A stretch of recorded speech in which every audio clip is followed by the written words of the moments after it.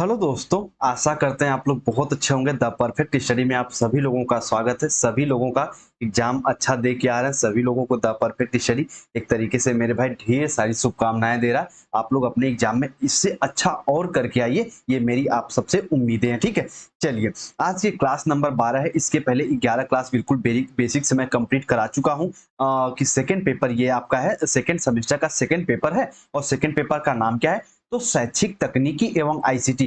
शैक्षिक तकनीकी को कम से कम हम 9 से 10 क्लास में डिस्कस किए हैं, और आज की क्लास में हम लोग आईसीटी वाले पोर्शन को डिस्कस करेंगे। यही हमारी टॉपिक भी बन जाती है कि सूचना संप्रेषण तकनीक यानी इंफॉर्मेशन कम्युनिकेशन टेक्नोलॉजी क्या होती है। तो इसको बिल्कुल तोड़ के बताऊंगा। पहले इंफॉर्मेशन को बताऊंगा, फिर कम्युनिकेशन को बताऊंगा, फिर टेक्नोलॉजी। तीनों को साथ में मिला के बता देंगे, इसके मेरिट डिमेरिट के बारे में, और आपकी टॉपिक कंप्लीट हो जाएगी। तो बस छोटी सी रिक्वेस्ट करना चाहेंगे कि अगर क्लास थोड़ी सी लंबी भी हो जाती है तो मैनेज कर लिया करो। कुछ बच्चे लगातार मैसेज पर्सनली भी करते हैं कि सर आप बहुत लंबी लंबी क्लास लेते हो। देखो भाई, अब बात ये है ना, अगर उड़ा उड़ा के पढ़ाना रहे तो 10 से 15 मिनट में भी मैं कंप्लीट करा सकता हूँ, लेकिन नहीं, ये अंदर से ना दिल नहीं मानेगा। तो इसलिए थोड़ी सी क्लास लंबी भी हो जाती है, तो आप लोग मैनेज कर लिया करो। ठीक है, चलिए आज की हमारी टॉपिक जो है वो है सूचना संप्रेषण तकनीकों को बिल्कुल बेसिक से हम लोग डिस्कस करेंगे। वीर बहादुर सिंह पूर्वांचल यूनिवर्सिटी हो गई, एमएसडीयू यानी महाराजा सुहेलदेव यूनिवर्सिटी जो आजमगढ़ में नई बनी है, उसके साथ साथ किसी अन्य यूनिवर्सिटी से भी आप बीएड करो और द परफेक्ट स्टडी के साथ आप जुड़े हैं तो पूरी क्लास को अच्छे से देख सकते हैं। बस कंडीशन ये होनी चाहिए कि आपके भी सिलेबस का पार्ट सूचना संप्रेषण और तकनीकी होना चाहिए, और होता ही है सभी सभी बीएड करने वाले बच्चों का। ठीक है, चलिए आइए क्लास को स्टार्ट करते हैं। ध्यान से समझना, पहले यही थोड़ी सी भूमिका बना देते हैं कि सूचना संप्रेषण तकनीकी आखिर होता क्या है। तो ध्यान से समझना, हमारे पास जो भी देखो, बहुत बहुत अगर कहीं नोट करो तो नोट कर लीजिएगा। बहुत इंपॉर्टेंट बात बताने जा रहा हूं। हमारे पास जो भी सूचनाएं, जो भी इंफॉर्मेशन होती है, उसे हम बिल्कुल आसान से आसान आसान से आसान भाषा में दूसरों तक पहुंचाने का जो साधन होता है, उसे ही मेरे भाई संप्रेषण तकनीकी या फिर सूचना संप्रेषण तकनीकी कहते हैं। सर देखो, एक बार और बताता हूं। हमारे पास जो भी इंफॉर्मेशन, जो भी हमारे पास सूचनाएं होती हैं, उसको उसको बिल्कुल आसान से आसान साधन से, आसान से आसान माध्यम से दूसरों तक पहुंचाने का जो जरिया, जो साधन होता है, उसी को हम लोग मेरे भाई संप्रेषण तकनीकी या फिर एक तरीके से मिला के कहें तो सूचना संप्रेषण तकनीकी कह सकते हैं। अब इतना समझ में अगर आ गया, भूमिका बन गई है, तो आइए आगे चलते हैं, चीजों को और समझेंगे। सबसे पहले सूचना से क्लास को स्टार्ट करेंगे। इंफॉर्मेशन क्या होता है? जो बच्चे पेपर फर्स्ट की तैयारी बहुत अच्छे से किए होंगे उनको पता होगा। नॉलेज एंड करिकुलम में ये चीजें मैं बताया था, नॉलेज एंड करिकुलम में चीजें बताया था। सूचना क्या होती, एक बार और बताऊं, आपका कंफ्यूजन और क्लियर होगा। कभी कभी सेकंड पेपर में पूछ देता है सूचना को परिभाषित करिए। देखो, सूचना, ध्यान से समझना, बहुत कॉन्सेप्ट क्लियर करूंगा। सूचना किसी विषय वस्तु या व्यक्ति से संबंधित जो तथ्य होते हैं उसे हम सूचना कहते हैं। किसी विषय वस्तु संबंधित, किसी व्यक्ति से संबंधित जो भी उसके बारे में आप जानते हो। जैसे आप ये जाने कि भैया द परफेक्ट स्टडी पे हिमांशु सर पढ़ाते हैं, तो हमारे बारे में यानी व्यक्ति संबंधित जो कुछ भी आप जानते हो उसे ही सूचना कहते हैं। ये पॉइंट समझ में आई सूचना की डिफिनेशन? थोड़ा सा आगे समझ लो अगली डिफिनेशन को।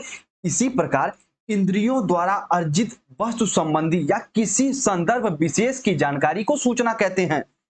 जैसे अभी इंद्रियों से अर्जित, जैसे अभी आप देखो, अभी देखो आप ऐसे बताऊं, कहीं जा रहे हो, देखो बड़ी बड़ी ध्यान समझना। ये मान लो रास्ता है और रास्ते के किनारे यहाँ पे लिखा है कि Ghazipur 5 kilometre, Jaunpur 8 kilometre, Azamgarh 9 kilometre. तो भैया इंद्रियों द्वारा जो कुछ भी अर्जित कर रहे हो सूचनाएं, जो कुछ भी ज्ञान अर्जित कर रहे हो उसी को तो सूचना कहते हैं। ये पॉइंट भी उम्मीद करते समझ गए होंगे। अब थोड़ा सा भैया हाफ मैन की डेफिनेशन को समझिएगा कि हाफमैन क्या कहते हैं सूचना के बारे में। सूचना वक्तव्यों, तथ्यों, आकृतियों का संकलन होता है।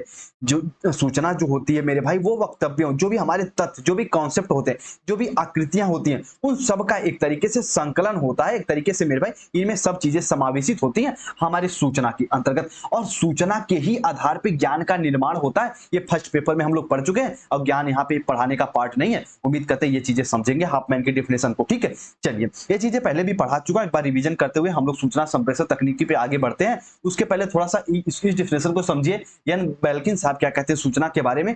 सूचना उसे कहते हैं जिसमें आकार को परिवर्तित करने की क्षमता होती है, कहते हैं ना। जैसे ध्यान समझना, यहाँ पे दो व्यक्ति हैं, आकार को कैसे परिवर्तित कर सकता है। यहाँ पे दो व्यक्ति हैं और दोनों व्यक्ति मान लो ये ए व्यक्ति है और ये बी व्यक्ति है। ए व्यक्ति कह रहा आपने मेरा फोन चुरा लिया है, और ये कह रहे हैं बी वाले व्यक्ति नहीं मैंने आपका फोन नहीं चुराया, आप गलत कर रहे हो, मुझे गलत इल्जाम लगा रहे हो। और ए वाला व्यक्ति मान ही नहीं रहा है बिल्कुल। अब यहाँ पे तीसरा मेरे भाई कोई एक तीसरा व्यक्ति आया और ए वाले व्यक्ति से बता दिया आपका फोन बी ने नहीं चुराया है, जो आपका फोन है वो आपके घर पे अलमारी पे रखा हुआ है। अब इन दोनों में भैया लड़ाई झगड़ा समाप्त हो गई, दोनों मित्र बन गए। तो क्या हो गया, जो सूचना ये थर्ड वाला आदमी ये वाले को इन्फॉर्मेशन ही तो दिया, सूचना ही तो दिया ना। तो मेरे भाई सूचना में आकार को परिवर्तित करने की, सिचुएशन को चेंज करने की क्षमता भी होती है।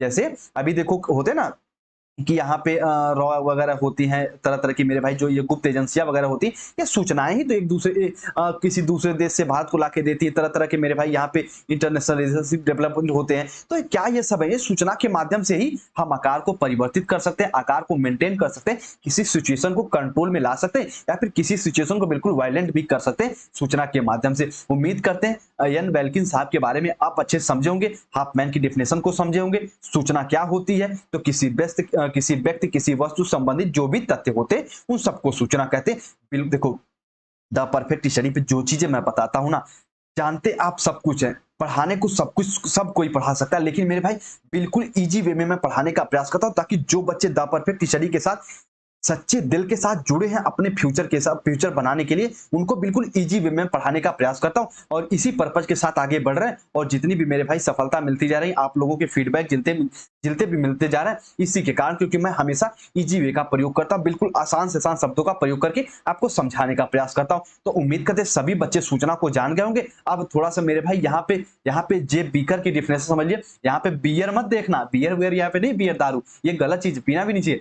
तो जे बीकर के अनुसार यहाँ पे ये मनोवैज्ञानिक का नाम है जे बीकर, ये सूचना के बारे में क्या कहते हैं, बड़ी छोटी सी बड़ी प्यारी डिफिनेशन देते हैं, आपके दिल में बैठ जाएगी। क्या कहते हैं, किसी विषय से संबंधित तथ्यों को सूचना कहते हैं। बड़ी प्यारी सी डिफिनेशन देके चुप हो गए, क्या बोले, किसी विषय से संबंधित उसके तथ्यों के बारे में जो कुछ भी आप जानते उसे ही इंफॉर्मेशन कहते हैं।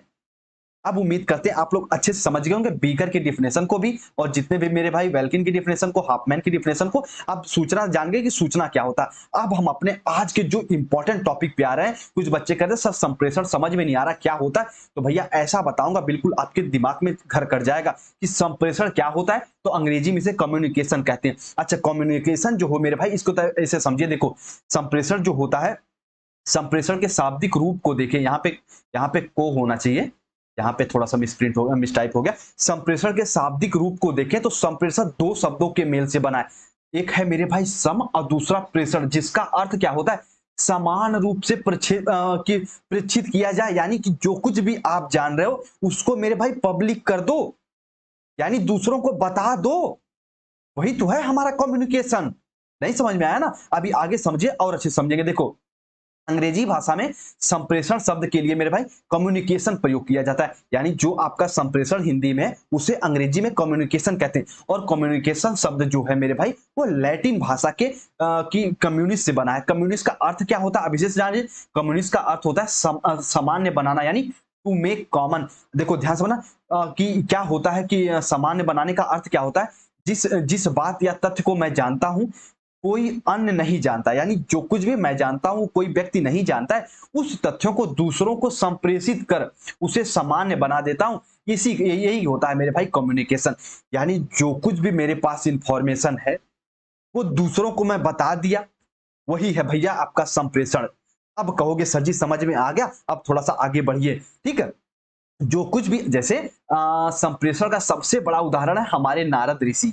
नारद ऋषि कभी कृष्ण भगवान के भी पास जाते थे, कभी कृष्ण को मारने वाले कृष्ण के मामा कौन थे, कंस थे, कंस के पास भी जाते थे, यानी कंस के पास भी जाते थे। और मेरे भाई जो देखो कंस और जो कृष्ण जी थे ना, जो आपके कृष्ण भगवान थे कि मेरे भाई जो कंस जी थे वो कृष्ण के जो कि माता जी थी उनको बहुत मानते थे, उनकी बहन थी, लेकिन किसी कारण बस उनको मन में मेरे भाई क्या होता मिसअंडरस्टैंडिंग डेवलप कर गई और वो भगवान को पहचान ही नहीं पाए। इसके वजह से मेरे भाई वो उनमें फिर उनका वध करना पड़ा श्री कृष्ण जी को। तो ये सारी बातें अलग है, लेकिन यहाँ पे मैं ये बताना चाह रहा हूँ कि जो यहाँ पे नारद जी हैं, जो यहाँ पे नारद जी हैं, मेरे भाई नारद मुनि हैं, वो कभी देखो आप कभी कभी कंस के पास, कभी कृष्ण के पास, कभी राम के पास, कभी रावण के पास, यानी कि मेरे भाई जैसे रामायण में तो नहीं देखने को मिलते, लेकिन आप देखते हो कि देवलोक वगैरह में ये हमेशा मेरे भाई एक तरीके से क्या करते हैं, भ्रमण करते रहते हैं। तो वो कौन सा कार्य करते हैं, तो वो कम्युनिकेशन का कार्य करते हैं, संप्रेषण का कार्य करते हैं, यानी जो कुछ भी वो जानते रहते हैं वो जाके दूसरों को बता देते हैं। तो नहीं गंगा में लोग चिटकाने के लिए दूसरे को कहते हैं अरे ये तो नारद है, यानी इसके पेट में कोई बात पचती ही नहीं है। तो ये क्या है, एक तरीके से मेरे भाई संप्रेषण वो होता है जो कुछ भी हम जानते हैं, अगर कोई व्यक्ति उस बात को नहीं जान रहा है, हम दूसरों तक उसे संप्रेषित कर देते हैं, यानी दूसरों को उसे सामान्य बना देते हैं, वही हमारा कम्युनिकेशन होता है। उम्मीद करते हैं मेरी बात को बिल्कुल सार्थक वे में समझेंगे और चीजों को समझेंगे, ठीक है। चलिए अब नोट पॉइंट करके जो मैं लिखा हूं इसको समझिए क्या होता है। संप्रेषण के द्वारा तथ्यों को निजी या गुप्त न रखकर सामान्य बनाया जाता है। ये प्यारी सी डिफिनेशन, जो बच्चे नोट कर रहे हैं नोट कर लीजिए, जो बच्चे कहीं अगर नोट कर रहे हैं तो नोट करके लिख लीजिए। अगर जो बच्चे स्क्रीनशॉट लेना चाहते हैं तो 5 सेकंड का समय दे रहा हूं, स्क्रीनशॉट लीजिए। संप्रेषण के द्वारा जो भी कॉन्सेप्ट होते हैं, जो भी तथ्य होते हैं, उनको निजी या गुप्त या फिर सीक्रेट ना रख के सामान्य बना दिया जाए। जैसे अभी मान लो मैं 3rd सेमेस्टर की बीएड की क्लास चलाने वाला हूं और मैं कह दिया कि एक काम करो, मैं आपको पब्लिकली बोल दिया कि जो बच्चे 3rd सेमेस्टर में मुझसे जुड़ना चाहते हैं वो भैया आप व्हाट्सएप पे संपर्क करो, जुड़ जाइए। तो मैं इसको निजी ना बनाकर बिल्कुल सामान्य बना दिया, सभी के लिए बना दिया। तो ये क्या है, ये संप्रेषण ही तो है, जिसमें किसी भी मेरे भाई कोई भी चीजें सीक्रेट ना रहे, दूसरों को बिल्कुल खुले में बता दिया जाए, वही होता है संप्रेषण, वही होता है कम्युनिकेशन। उम्मीद करते मेरी बात को समझेंगे। अच्छा एक चीज यहाँ पे बताने शायद मैं थोड़ा सा स्किप कर गया हूं, इसको बता दूं। यहाँ पे देखो सूचना और संप्रेषण एक दोनों में दूसरों में घनिष्ठ संबंध है। जो सूचना जो संप्रेषण होता है एक दूसरे में घनिष्ठ संबंध, कहने का मतलब है जैसे आप कहते हो ना, यहाँ पे 2 मित्र होते हैं, मान लो एक मित्र ए है और एक मित्र ये है, मित्र या फिर हम कह ले सहेली, तो नहीं कहते अरे वो तो उसके बिना बिल्कुल रह ही नहीं सकती। जैसे जब तक उसके फोन से बात ना करे उसकी वो सहेली, उसके बिना रह ही नहीं सकती, घनिष्ठ संबंध दोनों में। उसी प्रकार ये होता है सूचना संप्रेषण। सूचना के बिना मेरे भाई संप्रेषण अधूरा है। अगर अगर नारद जी के पास कोई सूचना होती ही नहीं तो वो क्या जाके किसी को संप्रेषण बताते, क्या बताते। तो सूचना के बिना संप्रेषण अधूरा है और संप्रेषण के बिना सूचना कभी ट्रांसफर हो ही नहीं सकती। मेरी बात को समझ रहे हैं ना। अगर दूसरे से आप कोई बात बताओ ही ना तो आप सूचना रखी रखी क्या होगी, बिना काम की हो जाएगी। तो सूचना के बिना कि मेरे भाई संप्रेषण के बिना सूचना का कोई अर्थ नहीं है, इसको अच्छे जानते रहिएगा। और फिर यदि अगर सूचना ना रहे तो संप्रेषण का भी कोई अर्थ नहीं है। उम्मीद करते मेरी बात को समझेंगे। दोनों का एक तरीके से मेरे भाई आपस में घनिष्ठ संबंध है और इसी संबंधों को यानी सूचना संप्रेषण को दूसरों तक, यानी जो भी सूचनाएं हैं, जो भी इंफॉर्मेशन है दूसरों तक आसानी से पहुंचाने का जो तरीका होता है, जो मेथड होता है, उसे ही हम टेक्नोलॉजी, उसे ही तकनीकी कहते हैं। अब कहोगे सर जी बहुत अच्छे समझ में आ गया, अब आगे बढ़िए। ठीक है, सूचना संप्रेषण तकनीक अभी आगे भी बताऊंगा। ठीक है, यहां तक हम लोग आ गए थे ना कि हाँ जो आपका ये जो कि आपका कम्युनिकेशन है ये लैटिन भाषा की कम्युनिस्ट से बना है, जिसका अर्थ क्या होता है कि मैं जो कुछ भी जानता हूं वो दूसरों को लिए सामान्य बना दूं, यानी दूसरों को बता दूं। यही मेरे भाई कम्युनिकेशन या फिर कम्युनिस्ट का अर्थ होता है, जो लैटिन भाषा के कम्युनिस्ट से बना है कि कम्युनिकेशन। उम्मीद करते इतना जाने होंगे और नोट पॉइंट में जो करके लिखा है ये अच्छे समझ गए होंगे कि संप्रेषण के द्वारा तथ्यों को निजी या गुप्त न रखकर सामान्य बना दिया, एक दूसरे के लिए जनरल बना दिया, सामान्य बना दिया जाए। उम्मीद करते हैं मेरी बात को अच्छे समझेंगे। अब अगर कुछ नहीं समझे है ना तो बस इस पॉइंट को समझ जाइए, रिक्वेस्ट कर रहा हूं इस पॉइंट को बस समझ जाइए, मेरी आपके सारे पॉइंट क्लियर हो जाएंगे। ठीक है, आपके जितने भी डाउट है इस पॉइंट को बस समझ जाइए। देखो ये पॉइंट क्या कह रहा है, संकीर्ण यानी लिमिटेड या फिर एक तरीके से मेरे भाई की छोटे अर्थों में, संकीर्ण मतलब छोटा कह सकते हैं, संकीर्ण रास्ता यानी छोटा रास्ता, एक तरीके से बहुत बहुत बहुत बहुत संकीर्ण रास्ता नहीं कहते, संकीर्ण का अर्थ होता है छोटा, एक तरीके से लिमिटेड। तो संकीर्ण अर्थों में संप्रेषण यानी कम्युनिकेशन को अगर परिभाषित करना चाहें तो क्या कह सकते हैं। जो बच्चे अगर नोट कर रहे हो तो भैया दिल से रिक्वेस्ट करना चाहेंगे आप सभी को नोट कर लीजिए। अगर कहते हैं ना कि अगर कोई चीजें आपको बताई जा रही है, अगर मैं कह रहा हूं नोट करने के लिए, कहीं ना कहीं उसका आपको लाभ मिलेगा। लाभ की जो देखो हमेशा कहता हूँ एक पूर्ची शेयर, कुछ बच्चे की हंसी भी करते हैं, मजाक भी करते हैं, सर जी आप पूर्ची शेयर करो। भैया पूर्ची कहने का मतलब है, एक देसी भाषा में हम लोग पूर्ची कहते हैं, उसको उसको पर्चा भी कह सकते हैं, जिसमें मैं माइक्रो टीचिंग लेसन प्लान और जो भी शिक्षण विधियां उधियां पढ़ाया हूँ, जैसे आगे की तैयारी करेंगे, मेरी बात कहीं गांठ बांध के कहीं लिख लीजिए, कहीं लिख लीजिए मेरी बात को कि हाँ हिमांशु सर ने क्या बोला था। जो भी माइक्रो टीचिंग लेसन प्लान शिक्षण विधियां होती है, जब आगे की क्लास आपको एस टेट की तैयारी करोगे, टेट वेट की तैयारी करोगे, सीटेट की तैयारी करेंगे आप लोग, रीट वगैरह की तैयारी करेंगे, सारी शिक्षण विधियां आपके सामने आएंगी, आगमन निगमन विश्लेषण व्याख्यान अन्वेषण जितने भी हैं, प्रोजेक्ट मेथड जितने भी विधियां हैं सब सामने आएंगी। तो उस दिन आपको मेरे भाई, जो मैं हमेशा कहता रहता हूं, नोट करके लिख लीजिए, तब इसका इंपॉर्टेंस समझ में आएगा कि हाँ सर जी कितना जोर देते थे। ठीक है, चलिए अपने टॉपिक पे हम लोग रिटर्न आते हैं। कम्युनिकेशन को पढ़ रहे हैं। अब कम्युनिकेशन को यानी संप्रेषण को संकीर्ण अर्थों में यानी एक लिमिटेड अर्थों में इसको समझने का प्रयास करें तो क्या कह सकते हैं, दो या दो से अधिक व्यक्तियों के मध्य विचारों, जो उनके थॉट हैं, संदेशों, जो इंफॉर्मेशन, जो सूचनाएं, उनका आदान प्रदान करना ही संप्रेषण होता है। कहोगे बस सर जी अब हमारा दिल एकदम एकदम तारे तार हो गया, समझ गए कि क्या होता है कि संप्रेषण दो या दो से अधिक व्यक्ति आपस में मेरे भाई जो सूचनाओं का आदान प्रदान करते हैं। जैसे यहाँ पे मान लो एक है, ये मान लो यहाँ पे कोई है सीता, यहाँ पे है कोई सीता, और यहाँ पे मान लो कोई है भैया अपनी गीता, यहाँ पे कोई है अपने राम, यहाँ पे लक्ष्मण, या फिर जितने भी यहाँ पे भैया पुरुष हैं वो क्या है, एक दूसरे में आपस में बातचीत कर रहे हैं। सीता जी मान लो बता रही हैं कि हम भैया जनकपुरी में कैसे रहते थे, राम जी बता रहे हैं हम अयोध्या में कैसे रहते हैं, गीता बता रही है कि हम भैया कि हम कृष्ण लीला में कैसे अपना की रोल निभाए। तो यानी अपनी ये सारी चीजें ये लोग आपस में डिस्कस कर रहे हैं, तो इसी को तो संप्रेषण कहते हैं ना। तो संप्रेषण क्या है, संप्रेषण वह है जो दो या दो से अधिक व्यक्तियों के मध्य विचारों, संदेशों, सूचनाओं का आदान प्रदान करता है, उसी को संप्रेषण कहते हैं, उसी को कम्युनिकेशन कहते हैं। समझे ना मेरी बात को? ठीक है, चलिए अब आइए आगे बढ़ते हैं।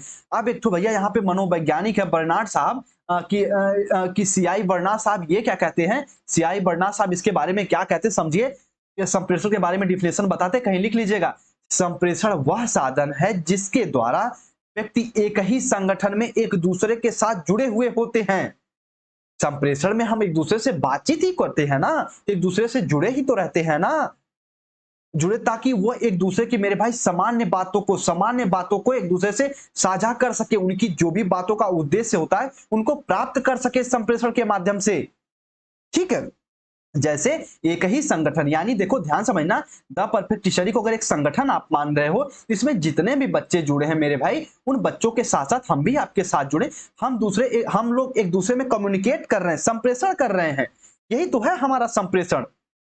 ठीक है, तो संप्रेषण वह साधन है जो दो या दो से अधिक व्यक्तियों के बीच मेरे भाई एक तरीके से जुड़ाव उत्पन्न करता है, एक तरीके से लगाव उत्पन्न करता है, एक दूसरे से मेरे भाई जो भी तथ्य होते हैं साझा करने के लिए प्रेरित करता है, वही हमारा होता है संप्रेषण। अब इतना डीप में जाके बता दिया, अब उम्मीद करते सारी चीजों को समझ गए होंगे। अब यहाँ पे दो पॉइंट में आपको बताया हूं, एक बताया हूं भैया सूचना, और एक बताया हूं भैया आपको मैं कि संप्रेषण। एक मैं आपको बताया हूं संप्रेषण, सूचना और संप्रेषण क्या होता है, दोनों एक दूसरे के बिना अधूरे हैं। सूचना के बिना संप्रेषण अधूरा है, और बिना संप्रेषण के सूचना एक स्थान से दूसरे स्थान तक ट्रांसफर कभी हो ही नहीं सकती। ठीक है, उम्मीद करते हैं मैं आप देखो जैसे कैसे नहीं ट्रांसफर हो सकती, जैसे मान लो ये आप हो और ये मान लो मैं हूं। अब आप बहुत कुछ जान रहे हो मेरे भाई, अगर आप हमें बताओ ही ना, अगर आप हमसे कम्युनिकेट करो ही ना, संप्रेषण करो ही ना, तो क्या मैं कोई चीज जान सकता हूं? नहीं, आपकी सूचना रखी की रखी रह जाएगी। तो संप्रेषण के बिना सूचना का कोई अर्थ नहीं है, और मेरे भाई एक दूसरों को यह घनिष्ठ संबंध है संप्रेषण और सूचना में। उम्मीद करते मेरी बात को अच्छे से समझ रहे होंगे। आइए अब थोड़ा सा आगे समझते हैं, संप्रेषण में विभिन्न अवरोधक या बाधक, यानी जब आप संप्रेषण करने जा रहे तो उसमें कौन कौन से बाधक तत्व या फिर एक तरीके से कौन कौन से अवरोधक उसमें आते हैं। ठीक है, कौन कौन से बैरियर्स आते हैं, इनको समझिए। वेरी वेरी इंपॉर्टेंट चीजें बताना, आपके एग्जाम में पूछता भी है कि संप्रेषण में बाधक तत्वों की विवेचना कीजिए। तो क्या होता है, सबसे पहले ऐसे पॉइंट वाइज बना के तो लिखिएगा, सबसे पहले थोड़ा सा भूमिका बनाइएगा कि संप्रेषण प्रक्रिया किसी न किसी अवरोधक या बाधक से प्रभावित होती रहती है।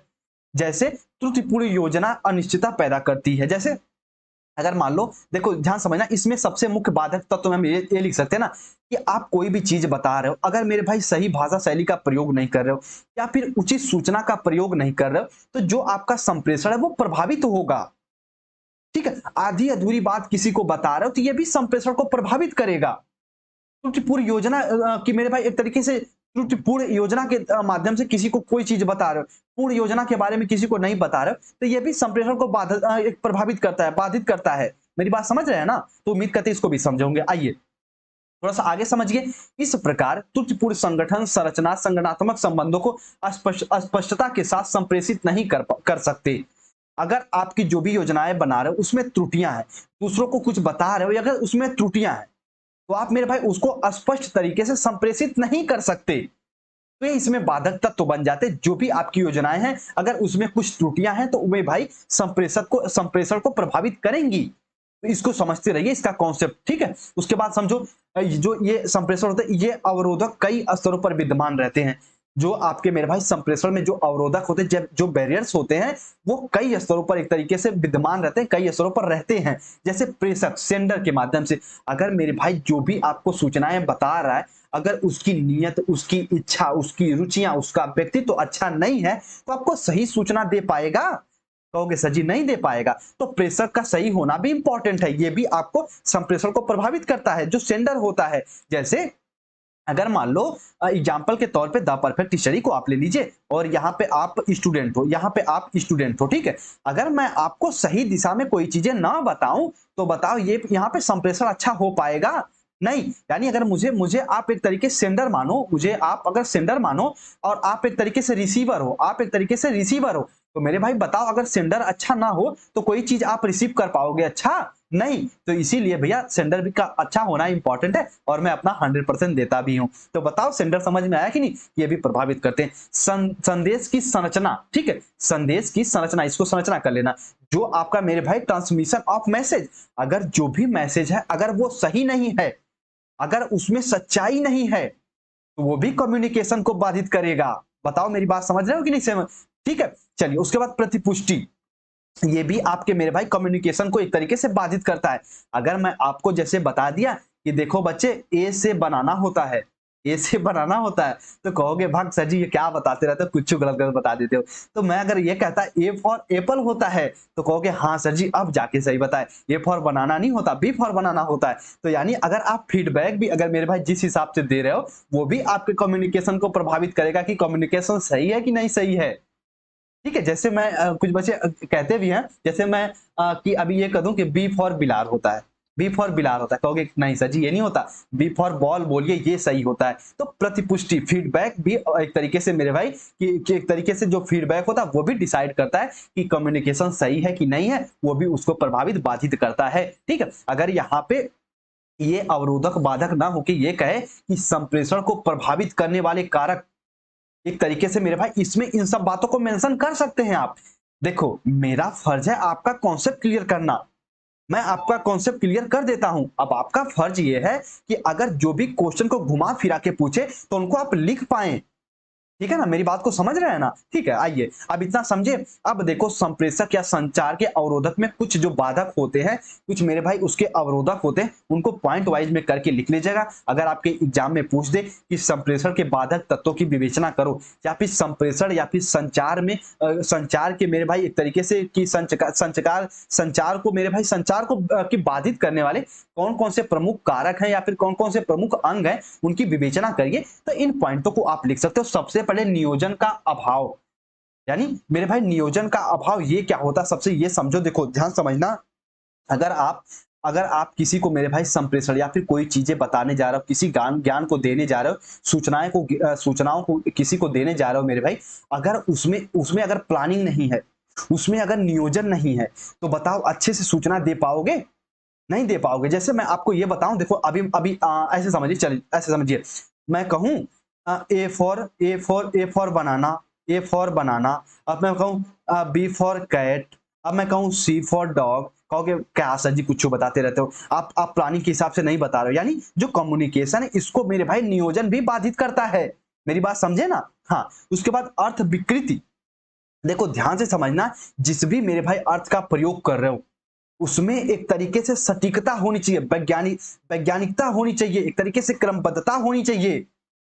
तो जो भी अर्थ आप दूसरों को बताओगे किसी विषय वस्तु के बारे में, अगर उसकी मेरे भाई प्रकृति अच्छी है अर्थ की, तब कम्युनिकेशन अच्छे से हो पाएगा। तो अर्थ की जो विकृति है वो भी मेरे भाई संप्रेषण को प्रभावित करती है, संप्रेषक संचार को प्रभावित करती है। उम्मीद करते हैं इन पॉइंट को अच्छे से समझे होंगे। आइए अब थोड़ा सा अगले पॉइंट को समझिए। संचरण व दुर्लभ धारण शक्ति से होने का होने से की शक्ति से हानि।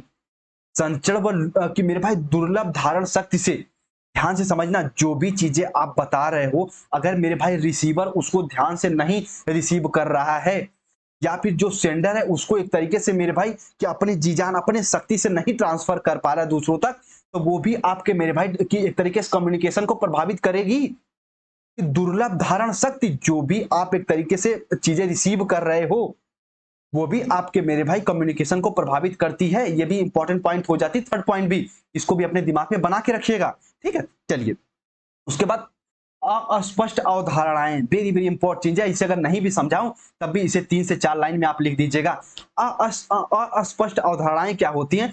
जो भी मेरे भाई आपके कॉन्सेप्ट होते हैं, जो भी आपके तथ्य होते हैं, अगर वो एक तरीके से क्लियरली नहीं है, एक तरीके से अस्पष्ट नहीं है, तो कम्युनिकेशन को ये प्रभावित करेंगे।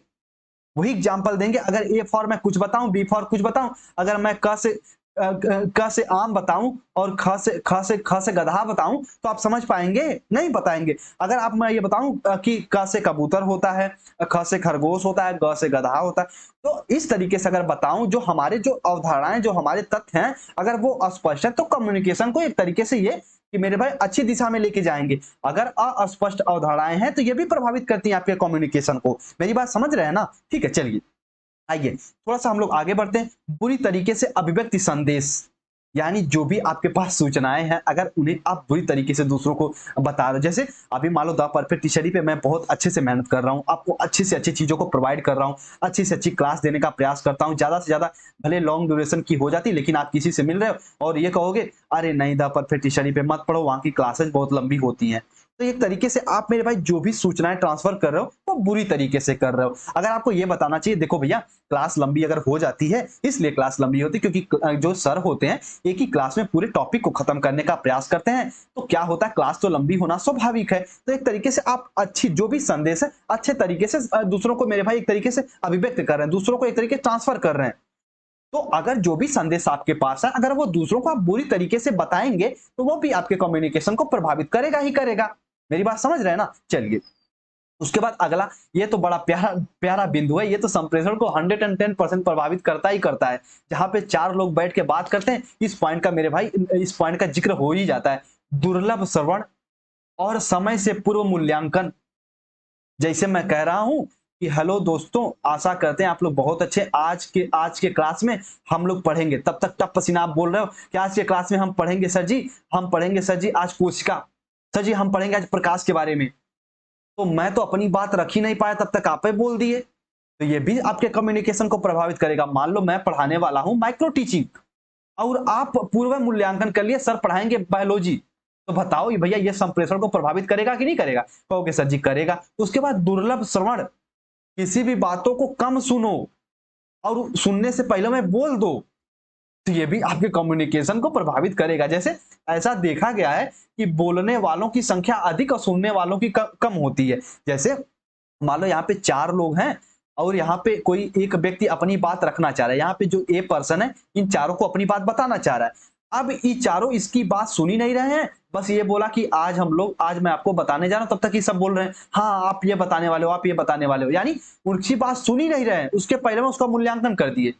तो ये भी इसको प्रभावित करता है संप्रेषण को। उम्मीद करते हैं 6 पॉइंट को बिल्कुल अच्छे से समझोगे, जो भी बताने का प्रयास किया हूं, ठीक है। चलिए देखिए, जब भी संप्रेषण का कार्य होगा उसमें कुछ न कुछ बाधक तत्व तो जरूर आएंगे। वो मेरे भाई कई रूप में वो बैरियर बन के आएंगे, बाधक बन के आएंगे। जैसे एक तरीके से नियोजन का अभाव हो सकता है, अर्थ विकृति हो सकती है, संचरण एवं दुर्लभ धारणा शक्ति हो सकती है कि हानि से शक्ति हो सकती है। उसके बाद अस्पष्ट अवधारणाएं हो सकती हैं, बुरी तरीके से अभिव्यक्त संदेश, जो भी आपके पास संदेश है उनको एक तरीके से गलत तरीके से मेरे भाई एक दूसरों के पास आप अभिव्यक्त कर रहे हो, एक तरीके से प्रेषित कर रहे हो, तो ये भी संप्रेषण को प्रभावित करते हैं। उसके बाद दुर्लभ श्रवण और समय से पूर्व मूल्यांकन कर ले रहे हो या किसी की बातों को सुनिए नहीं रहे हो, तो ये भी मेरे भाई आपके संप्रेषण को प्रभावित करते ही करते हैं। उम्मीद करते हैं इतना अच्छे से जाने होंगे। हम लोग 2 पॉइंट को अच्छे से पढ़े। फर्स्ट हम लोग पढ़े हैं, ध्यान समझना, फर्स्ट हम लोग पढ़े हैं कि सूचना को, फर्स्ट हम लोग पढ़े हैं सूचना को, उसके बाद हम लोग पढ़े हैं संप्रेषण को, उसके बाद हम लोग पढ़े संप्रेषण को। अब हम मेरे भाई अपने मूल टॉपिक पे आ रहे हैं, सूचना संप्रेषण व तकनीकी।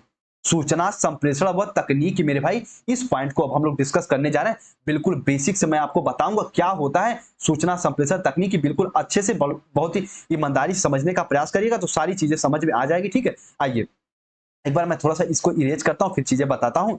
अब देखो भैया, कुछ बच्चे कह भी रहे थे कि सर जी ये टॉपिक नहीं हुई है, तो मैं बोला भैया इस टॉपिक को भी हम कराइए देते हैं, क्योंकि ये टॉपिक भी इंपॉर्टेंट है। ठीक है, तो थोड़ा समय के अभाव के कारण ये टॉपिक नहीं हुई थी। ठीक है, अब हम लोग इसको बिल्कुल बेसिक से कवर करने जा रहे हैं।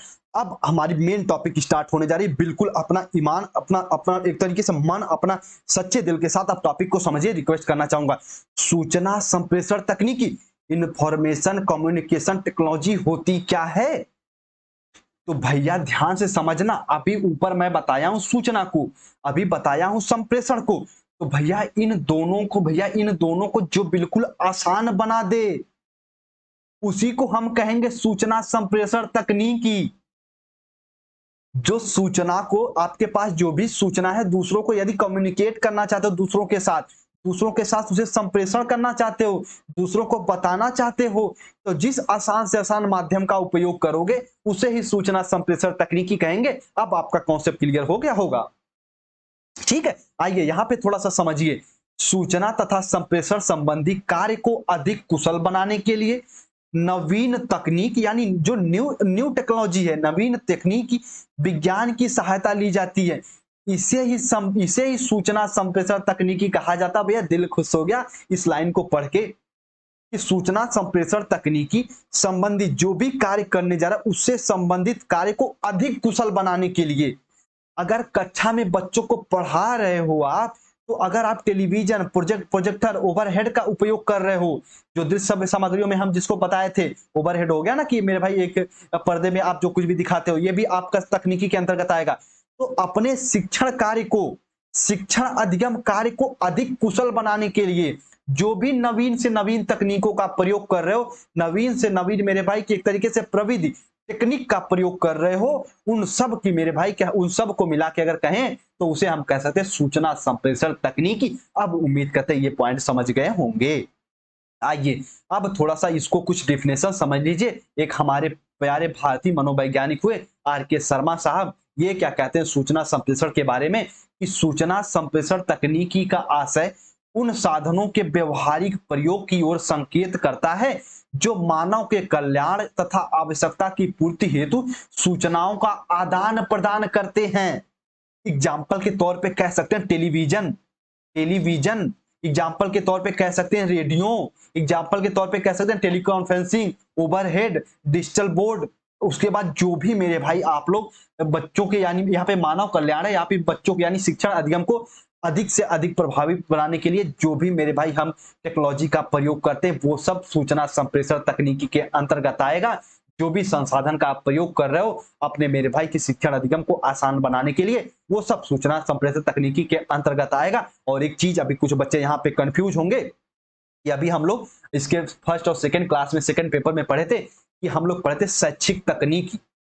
जो शैक्षिक तकनीकी यानी कि मेरे भाई एजुकेशनल टेक्नोलॉजी होती है, उसी को अगर देखो ध्यान से समझना, बहुत अच्छी बातें बता रहा हूं। एजुकेशनल टेक्नोलॉजी जो होती है, अगर सूचना संप्रेषण तकनीकी को अगर शिक्षा से जोड़ दिया जाए तो ये एजुकेशनल टेक्नोलॉजी हो जाएगा। अब मेरी बात को कुछ बच्चे कंफ्यूज भी होंगे, तो मैं इसको दूर करके ही आगे बढ़ूंगा। देखो ध्यान समझना, शैक्षिक तकनीकी के अंतर्गत हम क्या करते हैं, जो भी हमारा शिक्षण अधिगम की प्रक्रिया होती, प्रोसेस होता है, उसको आसान से आसान बनाते हैं हम लोग शिक्षण तकनीकी के माध्यम से। और इसी शिक्षण तकनीकी में यदि हम सूचना संप्रेषण तकनीकी का प्रयोग कर लें तो मेरे भाई ये भी आपके एजुकेशन टेक्नोलॉजी, शिक्षण तकनीकी को आसान से आसान बना देगा। जैसे आपका टेलीविजन हो गया, जैसे आपका प्रोजेक्टर हो गया, जैसे आपकी रेडियो हो गई, तरह तरह की इंफॉर्मेशन सूचनाएं आप बच्चों को दे रहे हो इन सब के माध्यम से, तो बताओ आपका शिक्षण अधिगम प्रक्रिया आसान हुआ कि नहीं हुआ? कहोगे सर जी हुआ। देखो भैया, मैं अपना बस मेरा प्रयास ये रहता है ना, आपका कॉन्सेप्ट डेवलप करना, क्योंकि क्वेश्चन का जो क्वेश्चन पूछने का तरीका होता है ना, वो यूनिवर्सिटी कुछ ना कुछ चेंजेस करते रहते हैं। अगर आपका कॉन्सेप्ट क्लियर रहेगा ना, अगर आप ये जान रहे हो कि जो एजुकेशनल टेक्नोलॉजी होता है, जो सूचना संप्रेषण तकनीकी होता है, अगर जो सूचना संप्रेषण तकनीकी अगर इसे हम शिक्षा से जोड़ दें, तो ये एजुकेशनल टेक्नोलॉजी ही हो जाएगा। तो जितना एजुकेशनल टेक्नोलॉजी की आप कैरेक्टरिस्टिक्स इसकी विशेषताएं पढ़े हो, उसको अगर सूचना संप्रेषण तकनीकी में बस लिख दोगे, तब भी पूरा पूरा नंबर मिल जाएगा। क्योंकि जो देखो, ध्यान समझना, हमारा अंतिम उद्देश्य क्या है? सूचना संप्रेषण तकनीकी का अंतिम उद्देश्य कह लें या फिर एजुकेशनल टेक्नोलॉजी का अंतिम उद्देश्य क्या है? तो शिक्षा के क्षेत्र में इसका अंतिम उद्देश्य ये है कि अपने बच्चों को, अपने स्टूडेंटों को आसान से आसान चीजों को सिखा सकें, बिल्कुल आसान से आसान माध्यम से बच्चों को सिखा सकें। तो भैया, जो भी मैं बताने का प्रयास कर रहा हूं कि सूचना संप्रेषण तकनीकी के बारे में आर के शर्मा क्या कहते हैं कि सूचना संप्रेषण तकनीकी का आशय उन समस्त साधनों के व्यवहारिक प्रयोग की ओर संकेत करता है जो मानव के कल्याण तथा आवश्यकता की पूर्ति हेतु सूचनाओं का आदान प्रदान करता है। आप कैसे घर में बैठे बैठे, आपके पापा मान लो अगर दिल्ली बंबई हैं, या फिर आपके कोई कोई मान लो आपके मम्मी, आप अभी मान लो आप रूम लेके कहीं पढ़ रहे हैं, आपकी मम्मी घर पे हैं, तो आप टेलीफोन से मम्मी को लगा के आप बात कर लें, अपनी जो भी सूचनाएं हैं आप ट्रांसफर कर रहे हो। मान लो आज आप रूम लेके पढ़ रहे हो और कभी खाना नहीं बनाए हो, आज अगर मान लो आपका मन कर दिया कि आज मैं भिंडी की सब्जी बनाऊंगा, तो अपने मम्मी से फोन करके पूछ लिए कि मम्मी भिंडी की सब्जी कैसे बनाए। तो ये भी सूचना संप्रेषण तकनीकी से, ये बताओ कि ये पॉसिबल है कि नहीं है? कहोगे सर जी है। तो उम्मीद करते हैं ये भी मेरी बात को समझेंगे कि हमारे मानव कल्याण, जो हमारी आवश्यकताएं हैं उसकी पूर्ति करते होते सूचनाओं का आदान प्रदान ही करता है सूचना संप्रेषण तकनीकी, जो टेक्नोलॉजी होती है। ठीक है, चलिए आइए अब थोड़ा सा कि प्रोफेसर एस के दुबे के अनुसार मेरे भाई कि क्या होता है सूचना संप्रेषण तकनीकी, डेफिनेशन इसको समझिए। देखिए, सूचना संप्रेषण तकनीकी का आशय संचार साधनों का कुशलतम संचालन से है, जो सूचनाओं को एक स्थान से दूसरे स्थान तक प्रेषित करने में सहायता करती हैं। आपके पास जो भी सूचना है, जैसे आप मेरा नाम जान रहे हो कि मेरा नाम, मान लो आपका नाम जो भी है, मान लो आपका नाम कि हिमांशु है, आपका नाम हिमांशु है, और मेरे घर का नाम आपको अचानक पता चल गया कि भैया आकाश है, घर का नाम आकाश है। आपको ये सूचना मिल गई, अरे सर हिमांशु सर के नाम, घर का नाम आकाश है। उसको दूसरों को पहुंचाना चाहते हो, मान लो कोई मान लो अगर यहाँ पे कोई दिल्ली रहता है, उसको बताना चाहते हो, तो तुरंत टेलीफोन लगाओगे, बता दोगे अरे हिमांशु सर का नाम तो आकाश भी है। जैसे अगर मान लो आप ये बताना, आपको मान लो कि एक एग्जांपल और लेता हूं, अगर मान लो आपका टाइम टेबल 3 तारीख से, ऐसे नहीं कंफ्यूज हो जाएंगे, अगर मान लो आपको ये पता चला कि, चलो टाइम टेबल ही ले लेते हैं, या फिर आपको ये पता चला कि मान लो आपका कोई दोस्त ए है, उसकी शादी 5 तारीख को है, और मान लो आपका कोई दोस्त बी है, मान लो आप हो, आपका कोई दोस्त सी है, उसकी शादी 5 तारीख को है, और कोई दोस्त बी है, और आपको पता चला भैया कि अरे वो जो जो फलाने हैं उनकी शादी 5 तारीख को है, तुरंत फोन लगाओगे, व्हाट्सअप कर दोगे, फेसबुक पे मैसेज डाल दोगे कि भैया सी की शादी 5 तारीख को है। तो एक स्थान से दूसरे स्थान तक जो भी सूचनाएं हैं उनको भैया आसानी से, सरलतम से, कुशलतम से भेजना चाहते हो, तो भैया ये सूचना संप्रेषण तकनीकी के माध्यम से संभव है। आसानी से आसानी यानी कम समय में अपने सूचना को आप ट्रांसफर कर सकते हो, और ये सूचना संप्रेषण के माध्यम से, सूचना संप्रेषण तकनीकी के माध्यम से ये पॉसिबल है। उम्मीद करते हैं मेरी बात को अच्छे से समझ गए होंगे। ठीक है, चलिए अब थोड़ा सा नोट पॉइंट करके जो लिखा है इसे समझ लीजिए, वेरी वेरी इंपॉर्टेंट टॉपिक है। अगर देखो जो जो बच्चे चाहे वीर बहादुर सिंह पूर्वांचल से हो, चाहे महाराजा सुहेलदेव यूनिवर्सिटी आजमगढ़ में अगर आप बीएड कर रहे हो, अगर आप एजुकेशनल टेक्नोलॉजी एंड आईसीटी पढ़ रहे हो मेरे भाई, तो अगर इसमें आईसीटी के पोर्शन को नहीं पढ़ रहे हैं आप लोग, तो समझिए भैया अपना ये समझिए कि 30% सिलेबस को कवर नहीं करेंगे, तो पूरी क्लास को 1 से 2 बार जरूर देखिएगा। बहुत इंपॉर्टेंट क्लास में ये आपको पढ़ा रहा हूं। ठीक है, तो अपने सभी बच्चे इस पे ध्यान दीजिए जो पढ़ा रहा हूं, तो जितनी बातें मेरे भाई ये सबको यहाँ पे फोकस कर लीजिए, रिक्वेस्ट करना चाहेंगे। ठीक है, चलिए मैनर बना के सभी लोग एक दूसरे का सम्मान करो। सभी यहाँ पे ये मेरे भाई की भाई बहन ही एक दूसरे के सब है, किसी न किसी की यहाँ पे बहनें हैं, किसी न किसी के यहाँ पे भाई हैं, तो सब एक दूसरे का सम्मान करते रहो एक टीचर के नजर से। ठीक है, चलिए नोट पे यहां हम कह सकते हैं, अतः यह कहा जा सकता है कि सूचना संप्रेषण तकनीकी एक दूसरे से संबंधित हैं, क्योंकि सूचना के बिना संप्रेषण का कोई महत्व तो नहीं रह जाता। अभी ऊपर ये चीज बताया हूं कि इंफॉर्मेशन के बिना आप कम्युनिकेशन क्या करोगे? अगर आपके पास कोई सूचना है ही नहीं तो अपने बच्चों को क्या बताओगे? है। अगर मान लो अभी जो बच्चे मुझसे ये पूछते हैं कि सर जी ये बताइए एग्जाम डेट कब आएगी, सर ये बताइए कि सीटेट का फॉर्म कब आएगा, अगर मेरे पास सूचना नहीं रहेगी तो मैं क्या बताऊंगा, क्या क्या कम्युनिकेट करूंगा दूसरों के साथ, क्या संप्रेषित करूंगा। तो भैया सूचना के बिना संप्रेषण का कोई महत्व नहीं है, और संप्रेषण के बिना सूचना एक स्थान से दूसरे स्थान तक पहुंचाया ही नहीं जा सकता। अगर यहाँ पे आप हो, यहाँ पे आप हो, मैं यहाँ पे कोई बी है और यहाँ पे सी, मान लो मैं टीचर, बहुत क्रूड टीचर हूँ, एक तरीके से बहुत मरकहा टीचर हूँ, मैं आप दोनों को, ए स्टूडेंट बी स्टूडेंट को मिलने ही नहीं दे रहा, ना ही फोन पे बात करने दे रहा हूँ, ना ही आपको एक दूसरे से किसी भी डिजिटल रूप से काट दिया हूं, बिल्कुल मिलने ही नहीं दे रहा हूं। अगर आपके पास कोई इंफॉर्मेशन है तो आप बताओ बी के पास ट्रांसफर कर पाएंगे, कहोगे सर जी नहीं कर पाएंगे। तो संप्रेषण के बिना सूचनाओं का आदान प्रदान भी नहीं हो सकता, कम्युनिकेशन के बिना। तो एक तरीके से अगर जो बच्चे सुन रहे हैं ध्यान समझ लेना, संप्रेषण को एक तरीके से हम साधन कह सकते हैं। इसका साधन तो सूचनाओं को एक स्थान से दूसरे स्थान तक पहुंचाने का साधन। मेरी बात समझ रहे हैं ना। देखो संप्रेषण, अगर आपके एग्जाम में पूछे संप्रेषण क्या होता है, बड़ी प्यारी डेफिनेशन देखो खुद से क्रिएट कर रहा हूं। संप्रेषण वह होता है जो, संप्रेषण एक प्रकार का साधन है जो सूचनाओं को एक स्थान से दूसरे स्थान तक पहुंचाता है या फिर ले जाता है।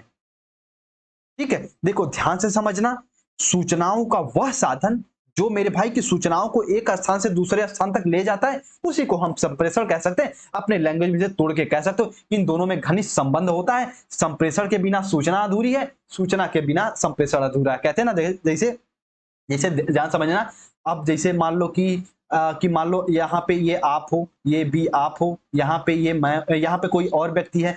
अब यहाँ पे मान लो ये कोई लड़का है और यहाँ पे कोई एक लड़की, इन दोनों में शादी हो रही है। ठीक है, अब ये बताओ मेरे भाई, इन दोनों में तो शादी हो रही है नहीं, ऐसे समझिए, ध्यान समझिए, यहाँ पे कोई एक लड़का है और यहाँ पे मान लो कि यहाँ पे उसके घर वाले हैं, अब इसकी शादी करवा रहे हैं।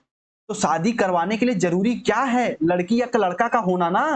अगर मान लो कोई एक लड़की है, अगर उसके अपोजिट में कोई लड़का ना रहे तो शादी किससे करेंगी वो। अगर मान लो कोई लड़की है, उसके अपोजिट में कोई लड़का नहीं है, तो शादी किससे करेंगी।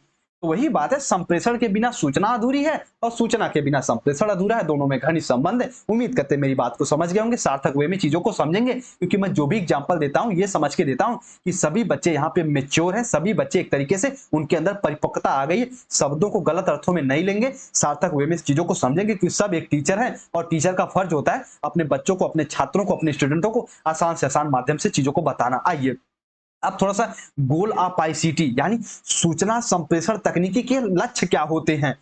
अगर मैं इसको ना भी बताता ना तब भी आपका सूचना संप्रेषण अब कंप्लीट हो गया।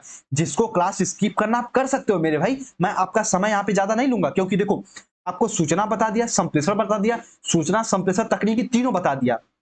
ठीक है, अब थोड़ा सा आगे हम लोग चीजों को समझेंगे, सूचना संप्रेषण तकनीकी के लक्ष्य क्या होते हैं, इसके महत्व क्या होते हैं, फिर क्लास ऑफ हो जाएगी। तो जिसको अगर ये थोड़ा सा एक्स्ट्रा पॉइंट जानना है वो इन चीजों को भी जानते रहिएगा। ठीक है, चलिए आइए, सूचना संप्रेषण तकनीकी शिक्षा अनुसंधान के क्षेत्र में क्या इसके निम्नलिखित लक्ष्य हैं, इनको जानते रहिए।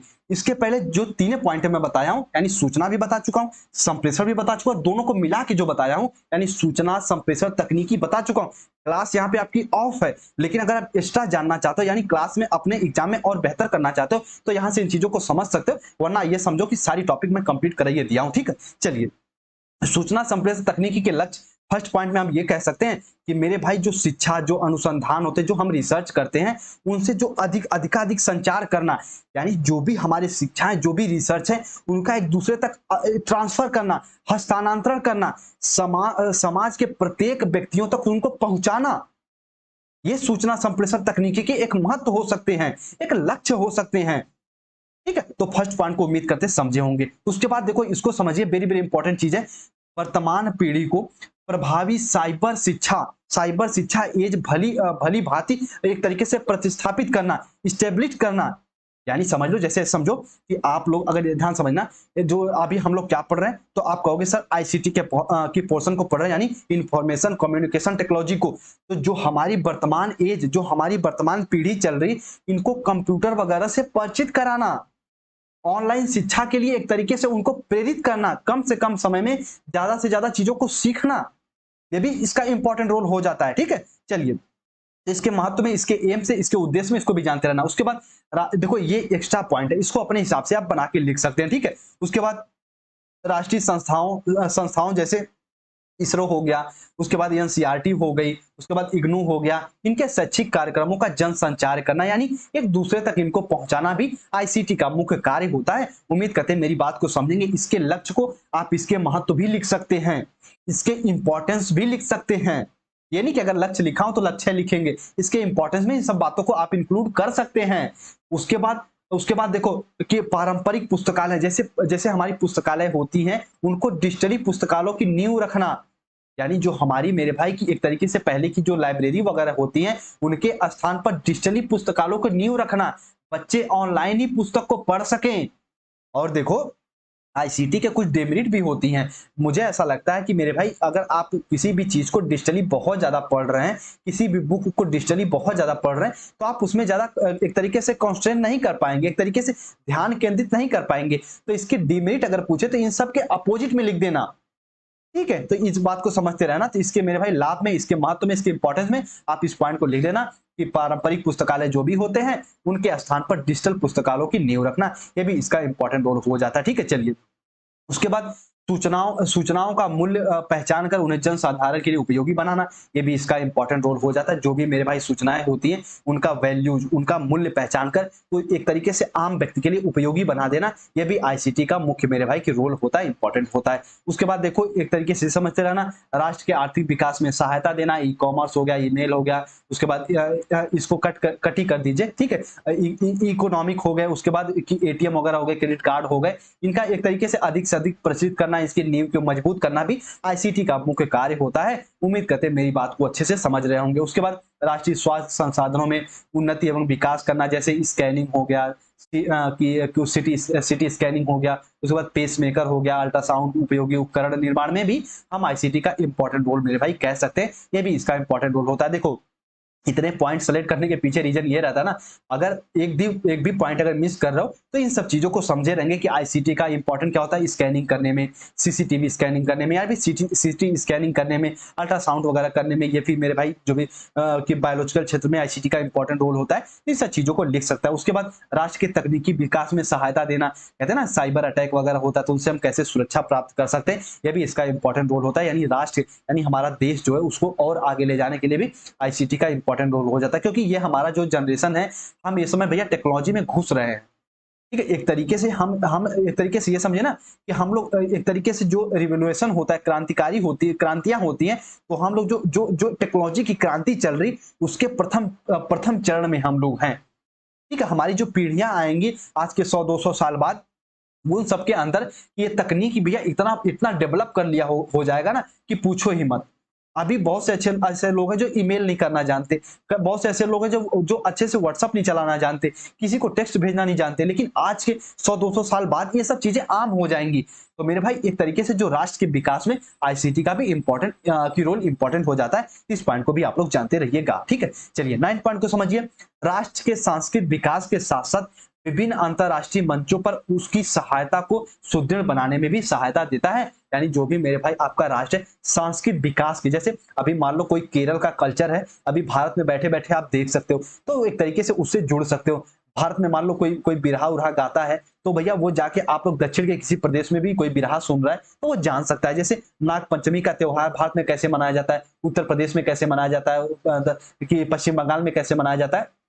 तो जो हमारी संस्कृत डेवलपमेंट है, जो हमारे कल्चरल डेवलपमेंट है, वो भी आईसीटी के माध्यम से मेरे भाई एक तरीके सुदृढ़, एक तरीके से मजबूत बनाए जा सकते हैं, ठीक है। उम्मीद करते हैं मेरी बात को अच्छे से समझ रहे होंगे। उसके बाद रक्षा विभाग अनुसंधान इकाइयों को समुचित सहायता प्रदान करना, जो भी मेरे भाई हमारा रक्षा विभाग है, एक तरीके से जो भी हमारी सेनाएं वगैरह हैं उनको एक तरीके से नई चीजों को, नए प्रोडक्ट देना, ताकि वो अपने आप को और सुरक्षित महसूस कर सके, ये भी 10th पॉइंट का इंपॉर्टेंट रोल हो जाता है। कि मेरे भाई उम्मीद करते हैं आईसीटी के जितने में इसके महत्व को बताया हूं, इसके लक्ष्य को बताया हूं, आप लोग समझ रहे होंगे इस चीजों को। अपने एग्जाम में इन सब पॉइंटों को लिख देना कि मेरे भाई ऑनलाइन शिक्षा के लिए आईसीटी का इंपॉर्टेंट रोल हो जाता है, देश की प्रगति के लिए, जनसंचार के लिए जो भी सूचनाएं वगैरह होती हैं, उसके राष्ट्रीय स्वास्थ्य के लिए आईसीटी का इंपॉर्टेंट रोल हो जाता है।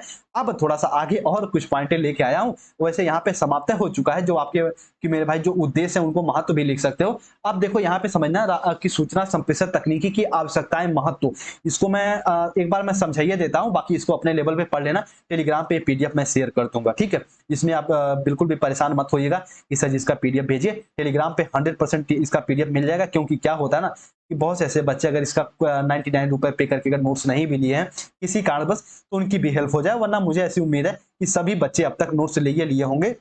जो जो थोड़ा-सा इधर-उधर जुगाड़ वाले होते हैं या फिर जो सच में पढ़ने वाले, मैं ऐसा कह सकता हूँ ना, जो सच में पढ़ने वाले नहीं होते, वही वही इन सब चीज़ों में थोड़ा ध्यान देते हैं कि इनसे नोट्स ले लें, उनसे ले लें, वही इन सब चीज़ों में ध्यान देते हैं। वरना जो जो सच में पढ़ने वाले होते हैं, वो किसी 99 रुपए कोई बहुत बड़ी फीस नहीं है। आप 52,000 लगा के अगर एडमिशन कर लिए हो, तो नोट्स भी लिए लिए होंगे, मुझे उम्मीद है। ठीक है? तो ये इन चीज़ों को आप लोग समझते रहिएगा। चलिए, मेरी बात को उम्मीद करते हैं सार्थक चीजों में समझेंगे। अब सूचना संप्रेषण की आवश्यकता और महत्व, इसके इंपॉर्टेंस, इसके नीड को समझिए क्या होते हैं। देखो, सूचना संप्रेषण तकनीकी छात्रों की योग्यता अनुसार पाठ्य सामग्रियों को बोधगम्य यानी एक तरीके से अंडरस्टैंडिंग डेवलप करने का एक अच्छा उपकरण है। उनके पूर्व पूर्व ज्ञान के बारे में आप जान लोगे, उनके बारे में आप जान लोगे मेरे भाई सूचना संप्रेषण के माध्यम से, और बच्चों को आसानी से सिखा सकोगे। तो उनके एक तरीके से जो भी पाठ्य सामग्रियां हैं उनको आसान बनाने के लिए भी आईसीटी का इंपॉर्टेंस हो जाता है, इसका भी महत्व होता है। तब फर्स्ट पॉइंट में इसे आप लोग लिख सकते हो। उसके बाद अगला पॉइंट क्या है, सूचना संप्रेषण तकनीकी व्यापक प्रयोग शिक्षा अधिगम प्रक्रिया को सरल व सुबोध व सुगम बनाने में इसका भी प्रयोग किया जाता है। जो भी आपकी मेरे भाई टीचिंग लर्निंग प्रोसेस है, शिक्षण अधिगम प्रक्रिया, उसको आसान, उसको सरल बनाने के लिए भी सूचना संप्रेषण तकनीकी का प्रयोग किया जाता है। तो इसका इंपॉर्टेंट ये भी हो जाता है। इस पॉइंट को भी अपने दिमाग के बना के रखिएगा। ठीक है, चलिए उसके बाद अगले पॉइंट को समझ लीजिए। सूचना संप्रेषण तकनीकी शिक्षा के सभी माध्यमों में प्रमुख भूमिका का निर्वहन करती है, एक तरीके से निर्वाह करती है। जैसे शिक्षा चाहे औपचारिक हो गई, चाहे अनौपचारिक हो गई, चाहे निरौपचारिक हो गई, तीनों को मैं पढ़ाया हूं। औपचारिक क्या होता है, अनौपचारिक क्या होता है, निरौपचारिक क्या होता है, सभी प्रकार की शिक्षा प्रदान करने में इसका केंद्रीय महत्व है। देखो, एक तरीके से अगर समाज के किसी व्यक्ति को शिक्षित करना चाहते हो, तो तरह तरह के डिजिटली कार्यक्रम चला दीजिए, उनसे भी वो मेरे भाई सीख जाएंगे। तो ये अनौपचारिक हो गया। क्लास में बच्चों को डिजिटली माध्यम से कोई चीज सिखा रहे हो, तो ये औपचारिक हो गया। तो सूचना संप्रेषण में इसका भी महत्व होता है कि मेरे भाई शिक्षा के क्षेत्र में चाहे औपचारिक उद्देश्य हो, चाहे अनौपचारिक शिक्षा के उद्देश्य हो, चाहे निरौपचारिक हो, यानी दोनों को मिला के अगर भी शिक्षा के कुछ उद्देश्य होते हैं, तो सूचना संप्रेषण के माध्यम से मुमकिन है, पॉसिबल है, तभी इसके उद्देश्य हो जाते हैं। उसके बाद आईसीटी ने दूरस्थ शिक्षा के क्षेत्र में दूरस्थ शिक्षा के क्षेत्र को सर्वाधिक सशक्त किया है। यानी देखो, जैसे मान लो कि कोई मान लो पहाड़ी क्षेत्र पे है, कोई बहुत दूर स्थित है, मान लो उसका कॉलेज विद्यालय पास में नहीं है, तो आईसीटी के माध्यम से आप उसको मेरे भाई की जो आईसीटी है वो शिक्षा को और सशक्त बनाए। जैसे इसका एग्जांपल, सबसे अच्छा एग्जांपल ये है कि आपको मान लो आपके कॉलेज में क्लासेज नहीं चली हैं, तो मैं आपको आईसीटी, आपको टेक्नोलॉजी के माध्यम से द परफेक्ट टीचर यानी मैं हिमांशु आपको सारी चीजें बता दिया, आपकी सारी क्लास चला दिया, आपको चीजें बता दिया, आपके साथ कनेक्ट हो गया, आपके साथ टेलीग्राम पे हमेशा कनेक्ट रहता हूं। जो चीजें आपको नहीं समझ में आती मैं वॉइस के माध्यम से बता देता हूं। ठीक है, आप डिजिटली रूप में मेरे नोट्स लेके पढ़ लिए। तो ये क्या है, दूरस्थ शिक्षा के क्षेत्र, यानी आप मेरे पास हो भी नहीं लेकिन मुझसे सारी चीजें सीख भी रहे हैं, तभी आईसीटी का इंपॉर्टेंस रोल हो जाता है। इसको उम्मीद करते चीजों को समझेंगे। उसके बाद आईसीटी शिक्षण अधिगम प्रक्रिया को रोचक, इंटरेस्टिंग, एक तरीके से रुचिपूर्ण बनाती है, जिससे छात्रों को अभिप्रेरणा, मोटिवेशन, एक तरीके से मेरे भाई उनके अंदर मोटिवेशन, प्रेरणा प्रदान करते हैं जो आईसीटी। यानी जैसे इसको ऐसे समझो, अगर आप मान लो कि भारत देश के बारे में बच्चों को बता रहे हो, तो आप डिजिटली रूप में भारत बच्चों को दिखा भी दिए, अपने प्यारे भारत को। अभी मान लो आप तिरंगा के बारे में बता रहे हो, तो बच्चों को तिरंगा बना के दिखा दिए डिजिटली रूप में। तो आईसीटी का ये भी इंपॉर्टेंस रोल हो जाता है। तो उम्मीद करते हैं इस बातों को भी समझेंगे। उसके बाद इसके द्वारा छात्रों को अधिगम अस्थाई बनाने में मदद मिलती है। हम अपने हर क्लास में बताएं, शिक्षण मेथड वगैरह में हमें बता चुके हैं, अगर जो चीजें बच्चों को पढ़ा रहे हो, अगर वो चीजें बच्चों को दिखा भी दिए, तो वो उनके दिमाग में अस्थाई हो जाती है। इसीलिए हम क्षेत्र भ्रमण यानी फील्ड विजिट वगैरह कराते हैं सामाजिक विज्ञान में। और ये क्वेश्चन भी पूछेगा कि फील्ड विजिट से आप क्या समझते हैं, तो बच्चों को ज्ञान में एक तरीके से अस्थायित्व लाने के लिए, एक तरीके से नई नई चीजों को सिखाने के लिए भी हम क्षेत्र भ्रमण करते हैं। ये भी टॉपिक क्लियर हो गई इसी के साथ साथ। ठीक है, चलिए, उनका जो भी ज्ञान होता है उनको अस्थायी बनाने के लिए भी आईसीटी का मेरे भाई महत्व होता है। ठीक है, आईसीटी का महत्व जन साधारण को सामान्य शिक्षा प्रदान करने में अत्यधिक होता है। यानी जो भी आपका हमारा औपचारिक, निरौपचारिक, फिर अनौपचारिक होता है, सभी को मेरे भाई शिक्षा प्रदान करने में जो आपका आईसीटी होता है, इसका भी रोल इंपॉर्टेंट होता है। उम्मीद करते हैं मेरी बात को समझेंगे। उसके बाद यह छात्रों को ध्यान केंद्रीकरण में उपयोगी होता है। अगर बच्चों को जो चीजें पढ़ा रहे हो, बच्चों को वो चीजें दिखा भी रहे हो, बच्चे वो चीजें देख भी रहे हैं, तो उनका जो ध्यान है बिल्कुल वो एक तरीके से केंद्रित रहेगा, वो चीजों को ज्यादा से ज्यादा सीखेंगे। मेरी बात समझ रहे हैं ना?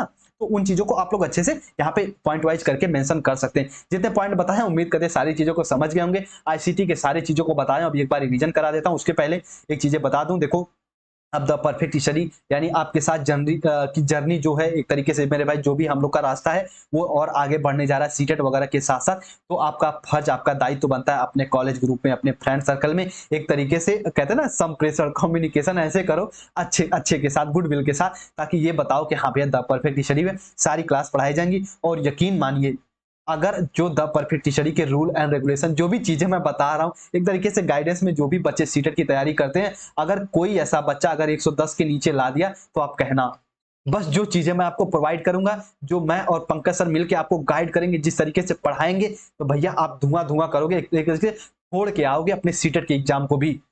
ठीक है, बस थोड़ा सा जैसे अभी तक बिलीव बनाए रखो, बिलीव बना के रखिएगा, क्योंकि दुनिया में बिलीव के अलावा और कुछ भी भैया मुमकिन नहीं है। क्योंकि जब हम पैदा होते हैं हमें ये नहीं पता होता हमारे मम्मी पापा कौन होते हैं, बस हम बिलीव पे अपने विश्वास पे ही अपने मम्मी पापा का निर्धारण करते हैं एक तरीके से मेरे भाई शुरुआत में। बाकी वो डीएनए वगैरह का तो लोचा अलग है, लेकिन बाद में अगर हम यही न जानते हैं, हमें बताया ही जाता है ना कि आपके फूफा हैं, आपकी फूफी हैं, आपके मामा मामी हैं, तो हम बिलीव पे ही ये चीजें जानते हैं। तो दुनिया में बिलीव बहुत अच्छी बात है, बस बिलीव के साथ साथ अपना संज्ञानात्मक बुद्धि भी लगाना कि हाँ अगर ये चीजें आपको पढ़ाई जा रही हैं, अगर वो आपको हेल्प कर रही हैं, तब वहां से उन चीजों को पढ़िए। ठीक है, और मुझे ऐसा लगता है जो मैं पढ़ाता हूँ बिल्कुल सही अप्रोच के साथ आपको दिशा केंद्रित करके, ताकि आप चीजों को सीखिए बेहतरी तरीके से आगे बढ़िए। ठीक है, चलिए होम साइंस पेडागोजी की भी क्लास हो गई है, उसके साथ साथ उर्दू का मेरे भाई, उर्दू में सच बताऊं तो उर्दू मुझे पढ़ना भी नहीं आता और लिखने की तो बात ही दूर है। ठीक है, समझ भी नहीं पाता हूं, तो उर्दू का हिंदी पेडागोजी को जो बच्चे पढ़े होंगे वो उर्दू में भी अच्छा कर पाएंगे। उसके सिलेबस को मैं टेलीग्राम पे शेयर कर दिया हूं। बाकी हिंदी पेडागोगी की, सामाजिक विज्ञान पेडागोगी, फिजिकल साइंस जो भी मैं करा दिया हूं सबको अगर कर लोगे, बाकी क्वेश्चन का लेवल, क्वेश्चन को थोड़ा सा मेरे भाई घुमा फिरा के पूछेगा तो अपने लैंग्वेज में अगर लिखेंगे अपना संज्ञानात्मक बुद्धि का प्रयोग करते हुए तो सारे क्वेश्चन का उत्तर आप लोग दे देंगे। ठीक है, चलिए उम्मीद करते हैं सारी चीजों को समझ गए होंगे। जहां भी रहिए अपना ख्याल रखिए भैया, जहां भी रहिए सेफ और सुरक्षित अपना ख्याल जरूर रखिए, क्योंकि दुनिया में अगर आप अपना ख्याल नहीं रखेंगे तो कोई ऐसा प्राणी नहीं जो आपका ख्याल रखे। ठीक है, तो अपना ख्याल रखिए, पढ़ाई के साथ साथ सब कुछ जरूरी है, टाइम से सोना खाना पीना तो सब कुछ अच्छे से रखिए। जहां भी रहिए अपने मेरे भाई मान सम्मान बचा के रखिए। ठीक है, चलिए, और द परफेक्ट स्टडी को अपने फ्रेंड सर्कल में जरूर शेयर करिए। और आगे तक ये लाइक नहीं करते लाइक कर दीजिए, क्योंकि बहुत लोग कहते हैं कि सर जी लाइक करने से आपके चैनल का एक तरीके से रेपुटेशन बढ़ जाता है, द परफेक्ट स्टडी का मान सम्मान बढ़ जाता है। तो मान सम्मान है तो आपके हाथ में, लाइक करो या ना करो। ठीक है, तो आपकी मर्जी, अगर क्लास अच्छी लगेगी तो 110% लाइक करेंगे आप लोग। ठीक है, चलिए, और जो बच्चे एक तरीके से मेरे भाई ध्यान केंद्रित करके यहाँ तक पढ़ रहे हैं, बहुत बहुत सभी को शुभकामनाएं। आप लोग अपने जीवन में जहां भी रहिए एक तरीके से मेरे भाई आगे बढ़ते रहिए। और याद रखना मेरी बात, जीवन में कभी भी संघर्ष का रास्ता मत छोड़िएगा, क्योंकि भैया अगर आप जिस दिन संघर्ष का रास्ता छोड़ दिए, जीवन बिल्कुल एक मृत्यु के समान है। ठीक है, संघर्ष ही हमें मेरे भाई एक तरीके से जीवन जीने के लिए प्रेरित करते हैं। तो आप किसी भी क्षेत्र में रहिए, संघर्ष करते हुए उस क्षेत्र में सबसे बेहतर बनने का प्रयास करिए। और इसी के साथ मैं क्लास को ऑफ करता हूं। ठीक है, चलिए, और जो भी चीजें हैं मैं आपको बताइए दिया हूं, क्या होता है सूचना संप्रेषण तकनीकी, सारी चीज को बता दिया हूं। और एक बार मैं थोड़ा सा और बताऊं, देखो ध्यान समझना, सूचना संप्रेषण तकनीकी जो भी हमारी सूचनाएं होती है मेरे भाई, वो संप्रेषण के बिना अधूरी होती हैं। और जो संप्रेषण होते हैं उनके बिना सूचना एक स्थान से दूसरे स्थान तक प्रेषित नहीं किया जा सकते। और सूचनाओं को आसान से आसान माध्यम से दूसरों तक पहुंचाने का जो जरिया होता है उसे ही हम सूचना संप्रेषण तकनीकी कह सकते हैं। उम्मीद करते हैं मेरी बात को अच्छे से समझेंगे। चलिए, अपना ख्याल रखिए, जहां भी रहिए सेफ और सुरक्षित रहिए। और एक बात और, आपका एग्जाम नजदीक है तो मेरे भाई बिल्कुल डेडिकेट होके, बिल्कुल मोटिवेट होके पढ़ते रहिए। और जो है कि अपना जहां भी रहिए भैया ख्याल तो रखिए ही, क्योंकि अपना ख्याल रखेंगे तभी आगे आप कुछ बेहतर कर पाएंगे। इसी के साथ मैं एक बड़ी अच्छी अच्छी 4 लाइन आपको सुनाना भी चाहूंगा। जैसे अभी टेलीग्राम पे भी ये चीजें मैं आपको बताइए चुका हूँ, उसके साथ साथ आपको कि और भी क्लासेस में ये चीज बता चुका हूं, एक बार फिर मैं उसको रिपीट करना चाहूंगा 4 लाइनों को। जब मेरे भाई एक तरीके से ना आपके जो अर्जुन क्या कहते हैं कि महाभारत के मेन युद्ध में, ठीक है, क्या कहते हैं ध्यान से समझना, कि उनकी एक तरीके से जो उनकी धनुष होती है एक बार टूट जाती तो वो क्या कहते हैं, प्रत्यंचा टूट गई तो क्या, फिर से पिनाक मैं बांधूंगा। जो उनकी प्रत्यंचा है वो अगर टूट गई तो क्या हुआ, मैं फिर से पिनाक मैं बांधूंगा। अड़चन आती है तो आने दो, अंतिम सांस तक साधूंगा। जब तक मेरे भाई मैं अपने जो भी मेरा कार्य है, जो भी मेरा उद्देश्य है उसमें सफल नहीं होऊंगा, तब तक अपने आप को साधूंगा, तब तक मैं उस उद्देश्य उसको पाने के लिए लड़ता रहूंगा, अपना संघर्ष करता रहूंगा। ठीक है, चलिए, इसी के साथ क्लास को ऑफ करते हैं। जहां भी आप लोग रहिए सेफ और सुरक्षित रहिए और एग्जाम अच्छे से दीजिए। ठीक है, चलिए, सभी को ढेर सारी शुभकामनाएं, अपना ख्याल रखिए।